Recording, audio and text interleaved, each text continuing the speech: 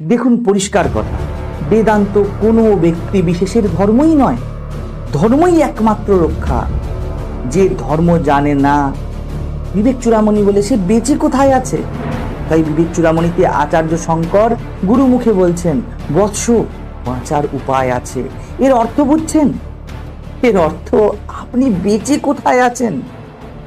যে জীবনের যথার্থতা দেখেনি, তাকে একবার নয়, প্রত্যেক মুহূর্তে বারবার মরার ভয়ে থাকতে হবে। দেখো নিজেকে, বেদান্ত বলে দেখো নিজেকে, বাঁচার আনন্দে আছো অথবা মরার ভয়। গুরু বলে যা দেখছো সব আত্মার জন্যই প্রিয় হয়, তোমার সব রুচি তোমার থেকে জন্মায়। তো কেন বলছো সামনের বিষয়টা সুন্দর?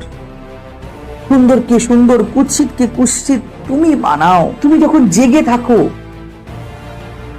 তখন ভালো থাকার জন্য জেগে থাকো, তাই না? কিন্তু ভালো কখন তুমি থাকো? যখন তুমি গভীর ঘুমে আছো। তুমি কি বুঝছো না তোমার জেগে থাকাই তোমার ভালো না থাকার কারণ? তবে কি জেগে জেগে যা করছি আমরা সবই অনর্থক? এই যথার্থ প্রশ্ন তোলে বিবেক চূড়ামণি। উত্তর আমাদের জানাই আছে, শুধু সঠিক প্রশ্নের সম্মুখীন হয়নি। এটি আমাদের জীবনের বিড়ম্বনা।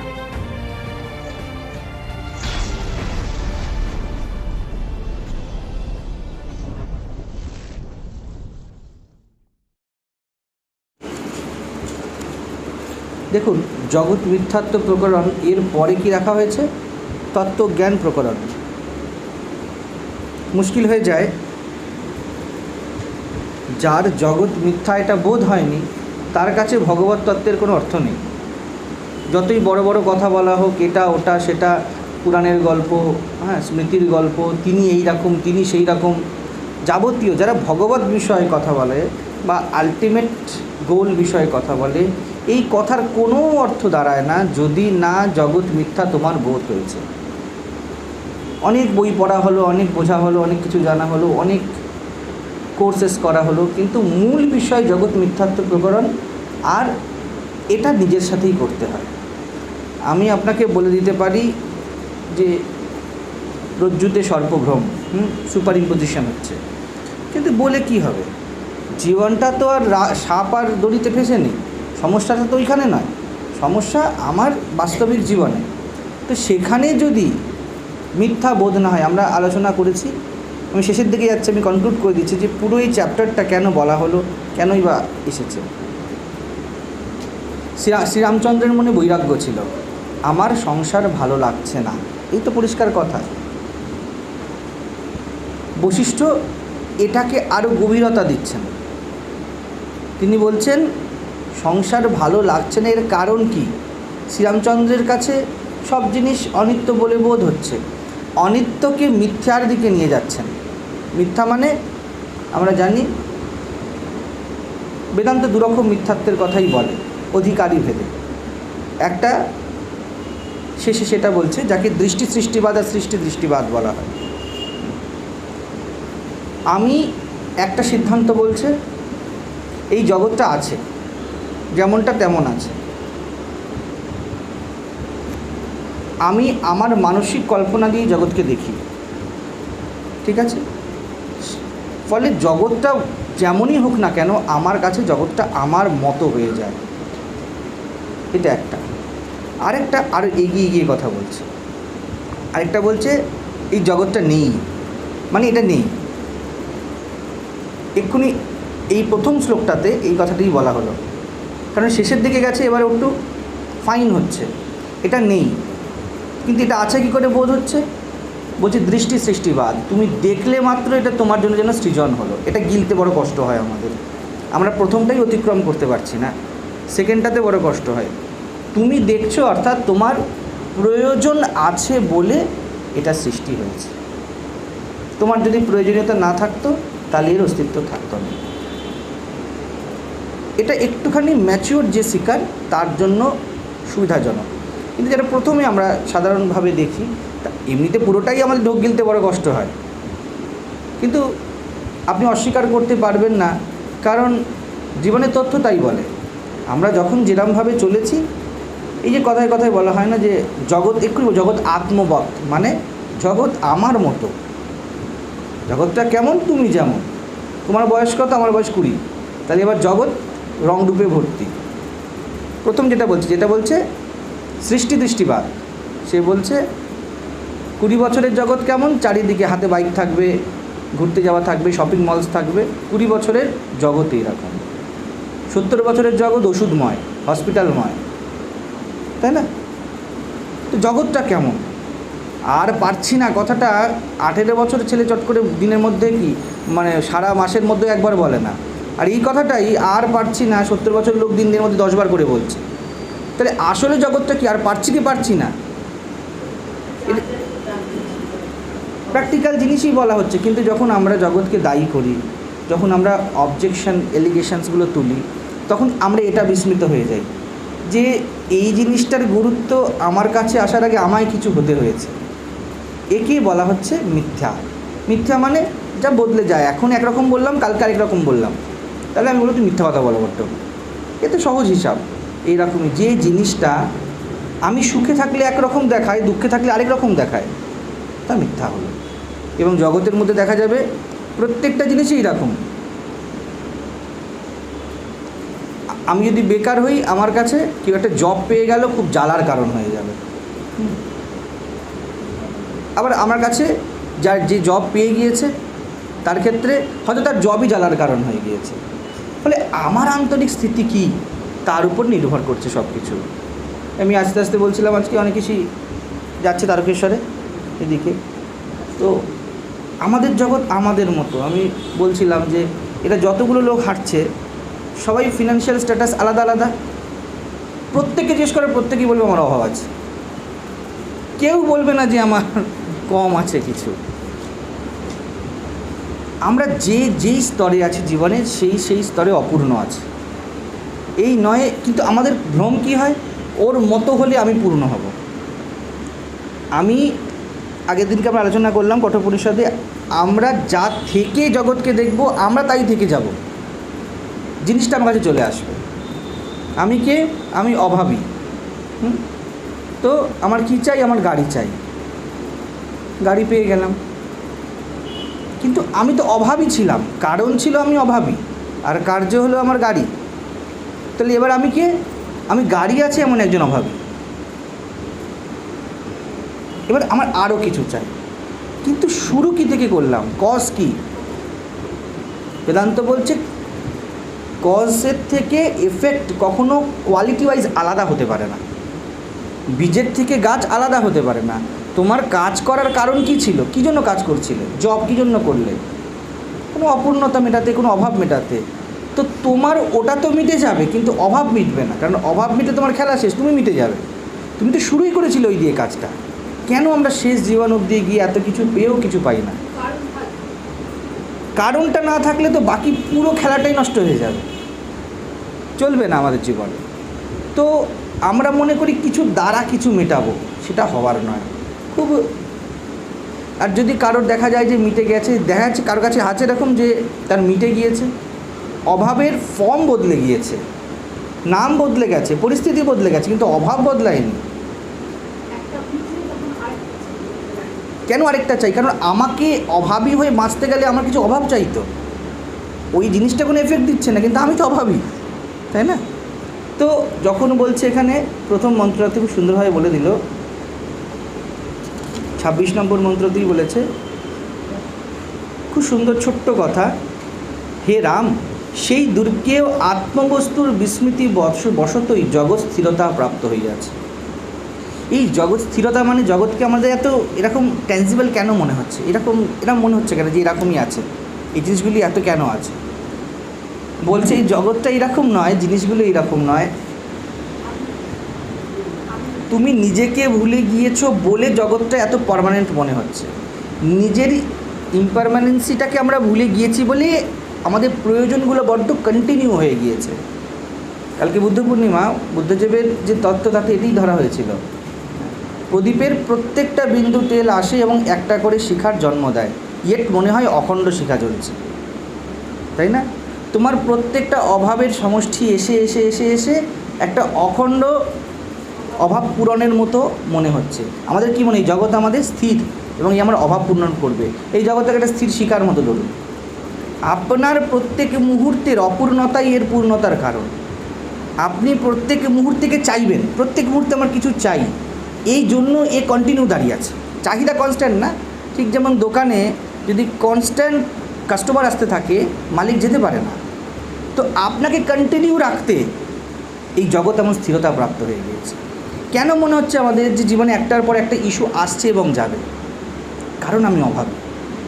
আমার অভাবকে টিকিয়ে রাখার জন্যই একটা একটা করে জিনিস আমার কাছে আসতে থাকবে, যেতে থাকবে, আর মনে হবে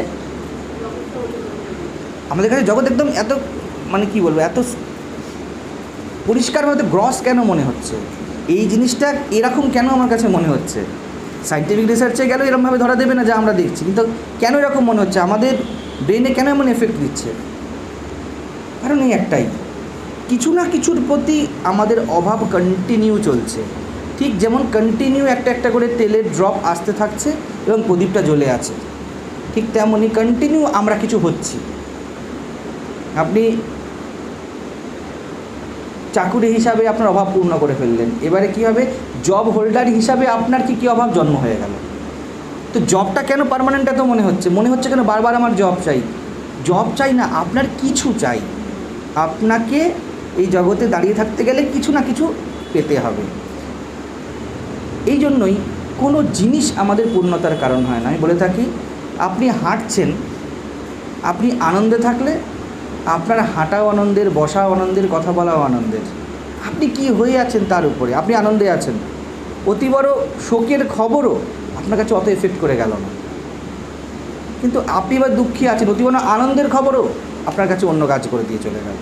এর কারণ ওই যে প্রত্যেকটি বিন্দু আসছে, যার যে বেদান্তের এইটি সৌন্দর্য, পরবর্তীকালে যেটা আমরা যে অধ্যাত্ম বলি তার থেকে একদম আলাদা, ভিন্ন। বেদান্ত কখনোই বলে না যে তুমি অপূর্ণ আছো, তোমায় কিছু করতে হবে। বেদান্ত বলে তুমি পূর্ণ আছো, সেটা দেখে নেওয়ার জন্য তোমায় কী কী করতে হবে। শ্রবণ মনন নিদিধ্যাসন পূর্ণত্বের পথ নয়, যেই পূর্ণত্ব অলরেডি ইজ তাকে উদ্ঘাটন করার পথ। এটা একটা ফান্ডামেন্টাল বিশাল পার্থক্য যে আমাদের বৈদান্তিক স্কুল অফ টিচিংস যেগুলো আছে তার থেকে বাকি সব টিচিংসের। এটি হয়তো এতটাই সায়েন্টিফিক, এতটাই গভীর যে একে সনাতন নাম দিয়ে দেওয়া হয়েছে। এ এত কাছে চলে গেছে আমাদের অস্তিত্বের যে আত্মা নাম দিয়ে দেওয়া হয়েছে। বাকি সব দেখুন, সবাই বলছে তুমি জীব আছো, তোমাকে হতে হবে। বেদান্ত কখনো এই কথাটা ধরে না। বেদান্ত বলে তুমি অলরেডি আছো, তোমায় কী কী সরাতে হবে। একই সাথে দুটো জিনিস, তুমি যা আছো তা তুমি এখন নও। বেদান্ত ফ্যাক্টকে গুরুত্ব দিচ্ছে। তুমি সোনা আছো, তোমার উপরে ধুলো আছে। আবার এটা বলে দিচ্ছে তোমাকে সোনা হওয়ার জন্য কিছু করতে হবে না, ধুলো সরানোর জন্য কিছু করতে হবে। কিছু তো করতে হবে, কিন্তু তুমি যা আছো তার জন্য তোমায় কিছু করতে হবে না। এটি একটি সৌন্দর্য। ফলে আমরা নিজেদেরকে যা যা মেনে রেখে দিয়েছি, আমাদের জগৎ তাই তাই হতে থাকে। যেমন যেমন ধুলোর নামকরণ করে রেখেছি, ধুলো তেমন তেমনভাবে আমাদের সামনে কাজ দিতে থাকবে। তো যখন বলছে আত্মবস্তুর বিস্মৃতি বশতই, খুব সহজভাবে দেখলে আমরা সামনের দিকে তাকিয়ে ভুলে গিয়েছি যে আমার স্থিতি কী। আত্মবস্তু বিস্মৃতি বলতে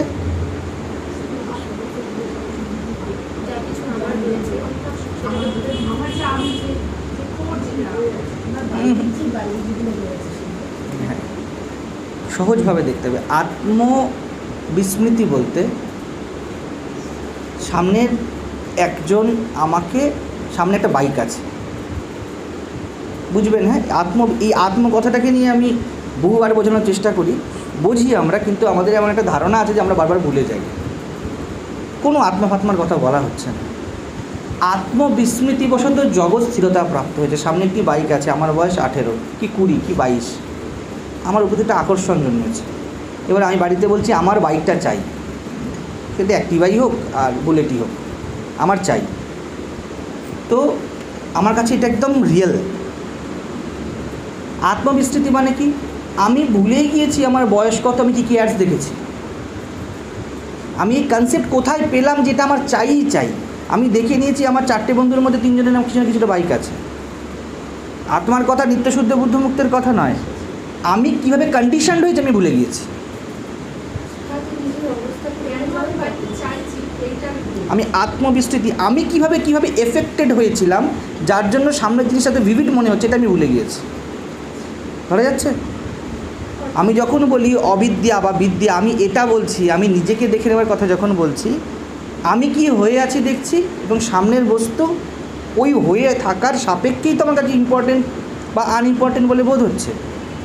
তো এইভাবে যদি এইটুকুনি যদি দেখি, কোনো আত্মা ব্রহ্মের কথা উপনিষদ বলছে না, খুব প্র্যাকটিক্যাল কথা বলছে, যাতে আমাদের সমস্যা মেটে।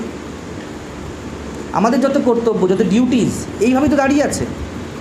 আমাকে সামনে থেকে বলে দেওয়া হলো যে তুমি এই তো হেন্স এখন থেকে তোমাকে এই দায়িত্ব, এই ম্যান্ডেট দেওয়া হলো, এই হলো তোমার ছেলে হবার চার্ট, এই হলো তোমার মেয়ে হবার চার্ট। কত বছর হয়ে গেছে রে? 32 বছর, এখনও বিয়ে করলি না? এই কথাটা কেন বলছে? তো ম্যান্ডেট জারি করা হয়ে গিয়েছে যে 32 বছরের ছেলে মেয়েরা মোটামুটি এই কাজগুলো করে। তো এবার আমার মন খারাপ হচ্ছে, কি করব? চাকরিই তো নেই, বিয়ে তো হচ্ছে না, বা অন্য কিছু যা কিছু। তো এই যে দুশ্চিন্তা আমার জীবনে ঘটে গেল, এর কারণ এই নয় যে ইট শুড বি ডান। আমার মাথায় কন্ডিশনিং বসানো হয়েছে প্রত্যেক মুহূর্তে। যথার্থ কী করণীয়, যদি বলা হয় যথার্থ কী করণীয়, এই কন্ডিশনিং সব সময় আসতে থাকবে আমার কাছে, বডিলি আর সোসাইটির দিক থেকেও সব সময় আসতে থাকবে। কনস্ট্যান্টলি কন্ডিশনিংকে পরীক্ষা করতে হয়। পরীক্ষা লোকান কর্মচিতান ব্রাহ্মণও নির্বেদ মায়া। কনস্ট্যান্ট পরীক্ষা করো যে আমি যেটার উপরে ভিত্তি করে সুখ বা দুঃখকে জাজ করছি, ওটাকে ওইভাবে দেখার জন্য আমি নিরপেক্ষ কি? আমি যখন বলি, মা যখন বলছে দোষ দেখবে নিজের, কথাটা এই অর্থে, দেখো তুমি কি হয়ে আছো। এবার আমরা এটাকে কী করে ফেলেছি, আমরা অবজেক্ট কনসার্ন সবসময়। হ্যাঁ, তো আমরা বলে নিচ্ছি আত্মা বলে একটা নিত্যশুদ্ধ কিছু আছে, তো তুমি ভুলে যেও না তুমি নিত্যশুদ্ধ জিনিস, আর ওর সাথে লেগো না। এই দুটোর মধ্যে কোনো মিনিং তৈরি হয় না আমাদের জীবনে। পয়েন্টটা ধরা যাচ্ছে তো? আমি নিত্যশুদ্ধ হতে পারি, কিন্তু আমার ওটা ভালো লাগছে, কী অসুবিধা আছে? আমার নাম শুদ্ধ ব্যানার্জি, তো শুদ্ধ ব্যানার্জির যদি একটা বাইক ভালো লাগে, তো অসুবিধা কী আছে? ওই বাইকটা অশুদ্ধ কীভাবে? কত লোক তো ব্যবহার করে। আত্মা হিসাবে বলা হয়নি, বলা হয়েছে এই বাইকটাকে তুমি জন্ম থেকে ভালোবাসোনি, তোমার বয়স, তোমার বয়সী লোকেদের যে তোমার উপরে মেন্টাল এফেক্ট, তোমার যে সঙ্গ, তোমাকে যে ম্যান্ডেট দেওয়া হয়েছে, সেই হিসাবে কি 18 বছর 19 বছর ছেলে দোকান বাজার টাজার যাবে? তো যেতে গেলে আমার একটা প্রয়োজন আছে, তো এইসব তৈরি করা হয়েছে। আমি বলছি না যে বাইকের প্রয়োজন নেই, কিন্তু ওই বাইকের উপরে আমার যে জগৎ নির্মিত হয়েছে, তার পিছনে আমাকেই আমি কিছু বানিয়ে রেখেছি, যেটা হলো ওর কারণ। ক্লিয়ার? থাকবে, প্রয়োজন থেকে যাবে। আমি জন্য বলে থাকি প্রেম জন্মাবে না। যখনই আমি নিজেকে কভার করি, যখনই আমি ভুলেই যাই, আমি বলি আমার ওকে চাই, এই চাইয়ের নাম আমরা প্রেম দিয়েছি। যা একটা প্রয়োজন ছিল, যা বার্ধক্যের যৌবনের প্রয়োজন ছিল, তাকে বলে দিলাম আমি প্রেম। কারণ কি? আত্মবিস্মৃতি। আমি ভুলেই গেলাম সবার প্রেম কেন 18 থেকে 30-এর মধ্যেই হয় রে বাবা। মুশকিল তো এখানেই। এই জায়গাটাকে, এই জন্য আমি বলে থাকি কখনো কখনো বেদান্ত মানেই হলো প্র্যাকটিক্যাল। ইমপ্র্যাকটিক্যাল বেদান্ত হতেই পারে না। যেখানেই কোনো কল্পনা, যেখানেই কোনো গালগল্প, সেখানে বেদান্তের কোনো জায়গা নেই। এই জন্য আমি পরিষ্কার এই কথাও বলে দিই, দেখুন এই কাজটি যখন আপনারা আপনাদের জীবনে করতে যাবেন, কারণ এখানে এসে তো টাইম পাস করে এইগুলো কথা বলে কোনো লাভ নেই যদি আমার জীবন ইমপ্লিমেন্ট না থাকে। এগুলি করতে গেলে আপনাকে বরাবর বিদ্রোহী হতে হবে। আপনি যখনই নিজেকে দেখতে শুরু করবেন, তৎক্ষণাৎ আপনি সমাজের বিরোধী দাঁড়িয়ে যাবেন, আপনি ব্যবস্থার বিরোধী হয়ে যাবেন। যে না, এমন তো কোনো ম্যান্ডেট হতে পারে না। আমি মেয়ে বলে আমাকে চুল বড় রাখতে হবে, এমন তো কোনো ম্যান্ডেট হতে পারে না। আমাকে এইভাবে সাজতেই হবে, এমন তো কিছু হতে পারে না। বা আমি ছেলে হয়েছি মানেই আমাকে 21 হতে না হতেই একটা বড় জব করতেই হবে, যেই ক্র্যাক করতেই হবে, এমন তো হতে পারে না। এরকম কোনো নিয়ম নেই। আপনি এই কথা বলে সমাজ আপনাকে পছন্দ করবে না, একদম পছন্দ করবে না। বলবে কি, সমাজ জানতে চায় না কি ঠিক কি ভুল। সমাজ বলতে চায় আমার ব্যবস্থাকে ডিস্টার্ব করো না। তুমি কে? তুমি মহা অজ্ঞানী। হ্যাঁ, আমার তো এখানে প্রকৃতিরই পায়, মানে প্রকৃতি বলছে আমার অবস্থা। প্রকৃতি কি বলতে চায়, আমার যে পুরো যে সেট আপ, যাকে প্রবৃত্তি বলে, এটা সার্কুলার ওয়েতে ঘোরে। হ্যাঁ, কিছু চাই, অভাব পূর্ণ হলো, আবার অভাব হবে, আবার কিছু চাই, আবার কিছু অভাব পূর্ণ হবে। এইভাবে করতে করতে করতে করতে কী করব, আমি বিস্তার হতে থাকবো। এই অভাবপূর্ণ যত অভাব বোধ আমার যত হবে, প্রকৃতিতে কী হবে, প্রকৃতি বিস্তার পাবে। আমার অভাব বোধ থেকে আমি বাড়ি বানাবো, আমি গাড়ি বানাবো। প্রকৃতি বলল তুমি তো মরে যাবে। এবারে তোমার শারীরিক চাহিদাও আছে, সামাজিক চাহিদাও আছে। সমাজ বলেছে ভাড়া বাড়িতে কতদিন থাকবে, নিজের তো একটা বাড়ি দরকার, তো বাড়ি বানানো হয়েছে। বাড়ি বানালে কী হবে আমি জানি, বাড়ি তো বাড়িয়ে ফেললাম, আমার বয়স হয়ে যাচ্ছে এখন 35 কি 37 কি 40, মরে তো আমি যাব, তো বাড়িতে থাকবে কে, আমার বডি এক্সটেনশন, একটা বাচ্চাও চাই তার সাথে। তো প্রকৃতি বলছে এই খেলা চলতে থাকবে, একে ডিস্টার্ব করো না। সমাজ এটাই বলে, আমার ব্যবস্থাকে ডিস্টার্ব করো না। তুমি কে, তুমি ব্রহ্মজ্ঞানী, তুমি অজ্ঞানী, আই ডোন্ট বদার, আমার কিচ্ছু এসে যায় না, আমাকে ডিস্টার্ব করো না। এমন কিছু করো না যাতে আমার সিস্টেম এদিক ওদিক হয়ে যায়। তো এই যে জগৎ স্থিরতা পেয়ে গিয়েছে, এর কারণ এই নয় যে এই জিনিসগুলো এই রকম, এর কারণ আপনার সামনে একটা কভার পড়ে গিয়েছে। স্থিরতা মানে শুধুমাত্র সবকে দেখবেন না, যখন আপনার যেই চাহিদা, তখন ওই চাহিদাটা 100% চাই ম্যান্ডেটরি হয়ে যাচ্ছে, এটার নাম স্থিরতা। আমার চাই। আপনি যদি বলেন এর বদলে ওটা চাই, আমার খাবার দরকার, পেট ভরানোর দরকার, স্বাস্থ্যের দরকার, আপনার জীবন এত নরক হয় না। আপনি বলেন ওই বিশিষ্ট খাবারই চাই, তাহলে আমি খাবো না। এই হলো প্রয়োজনকে প্রেমের নামান্তর দিয়ে দিলেন। মনে হচ্ছে এটা প্রেম, যে আমি তোমার এই খাবারের প্রতি এত অনুগত, ওই খাবার ছাড়া কোনো খাবার আমি খাবো না, তোমাকে ছাড়া আমি বাঁচবো না, তোমাকেই চাই। জগৎ স্থিরতা পেয়ে গিয়েছে, কারণ আমি ভুলেই গেছি কী কন্ডিশনড হয়ে আমি ওকে বলছি তোমাকেই চাই। ওরকম রাম শ্যাম যদুমধু অনেক কিছুকে পেলেই আমার কাজ চলতো, কিন্তু আমি বলে দিলাম আমি কি আমি জানি না। তো এই চাহিদাগুলো ভিভিড আমার সামনে গ্রস হয়ে গেল, একদম জল করছে। তো আমি চাহিদার থ্রু দেখতে শুরু করলাম।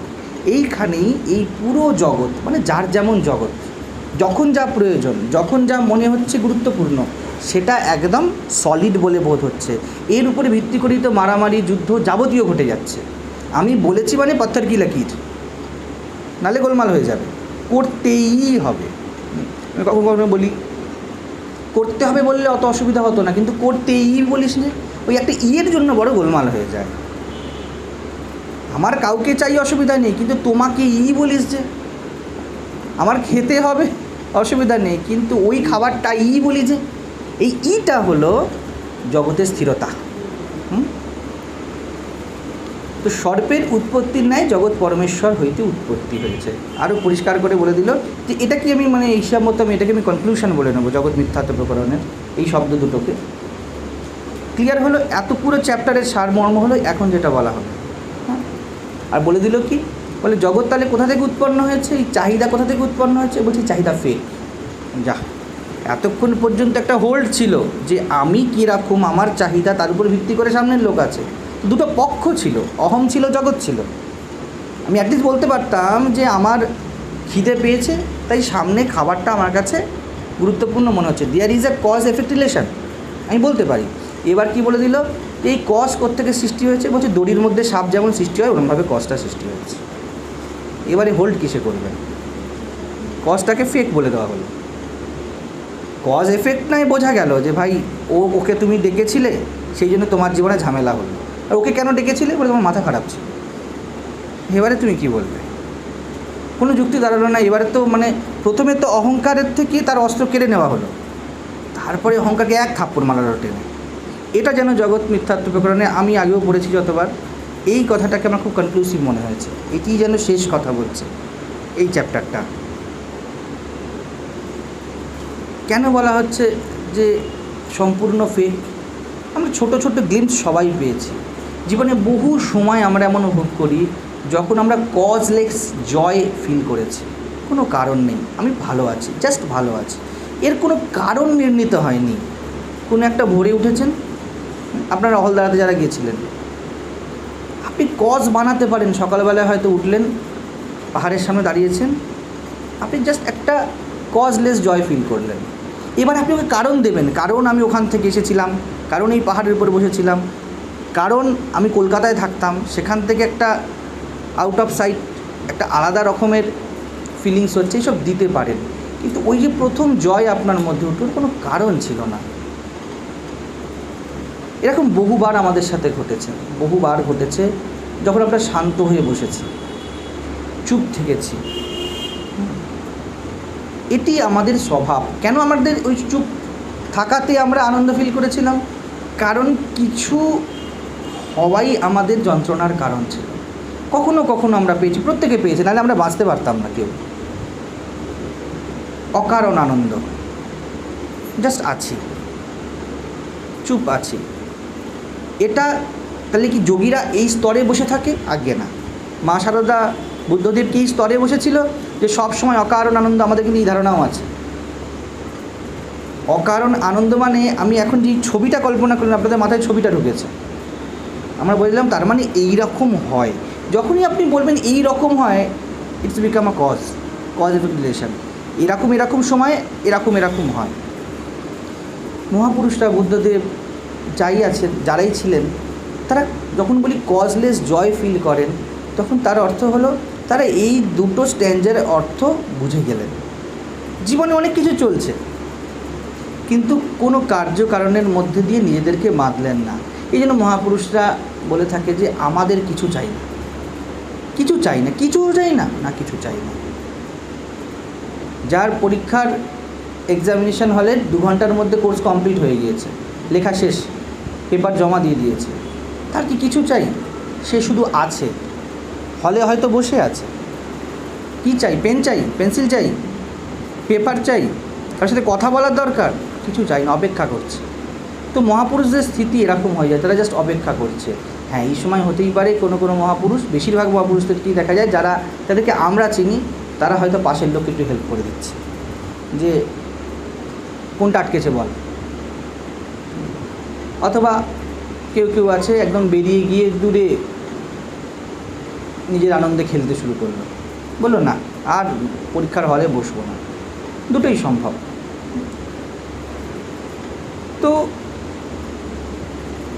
কিভাবে এই যে পুরো দুটো শ্লোকের মধ্যে বলে দেওয়া হলো যে পুরো জগৎ এবং জগতের হোল্ড অর্থহীন, মিনিংলেস, সম্পূর্ণ কিছুই দাঁড়ায়নি।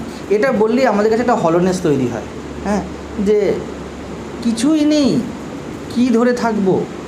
আপনি সব কিছু নিয়েই থাকতে পারেন, কিন্তু এই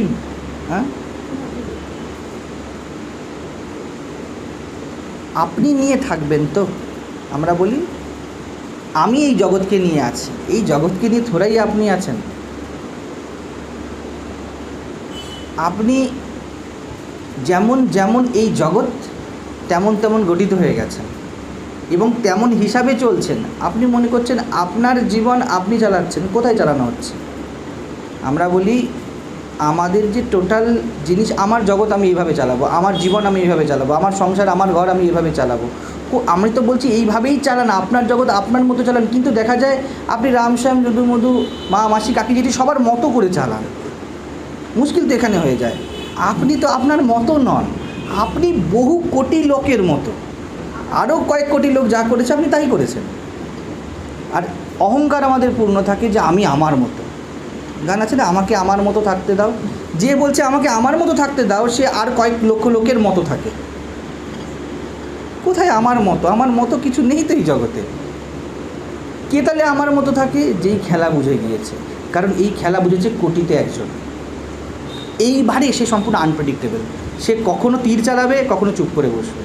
আপনার ক্যালকুলেশনে মনে হবে যে একে তো মেরেই ফেলা উচিত, ও বলবে না না বস বাবা, মিষ্টি খা।